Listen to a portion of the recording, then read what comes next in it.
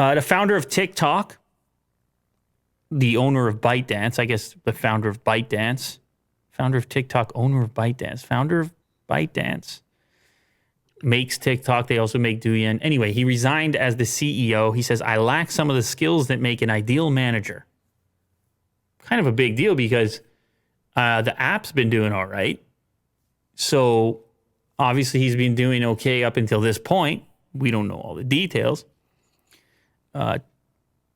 Apparently, ByteDance is the world's most valuable startup. I don't know at what point you stop being a startup, but anyway, it was founded all the way back in 2012.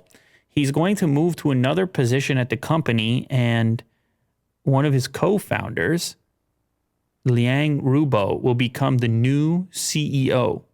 That individual is currently running HR. This sounds to me, as I look at the quotes here, that it has to do with looking for someone a little more social. Here he says, the truth is I lack some of the skills to make an ideal manager. I'm more interested in analyzing organizational and market principles and leveraging these theories to further reduce management work rather than actually managing people. Similarly, I'm not very social, preferring solitary activities like being online, reading, listening to music, and daydreaming about what may be possible.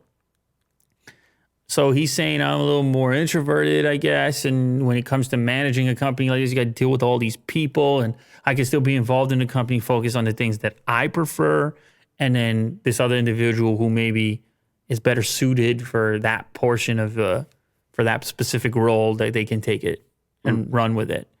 So that's the front-facing version of it. But also, you could go conspiratorial if you want. You say, nah, this guy's been muscled out. Someone told him, step down, you're done here. Mm-hmm. I mean, I didn't go there. I was just saying you could if you wanted to. Yeah, I can go both ways. I was just saying if you wanted to.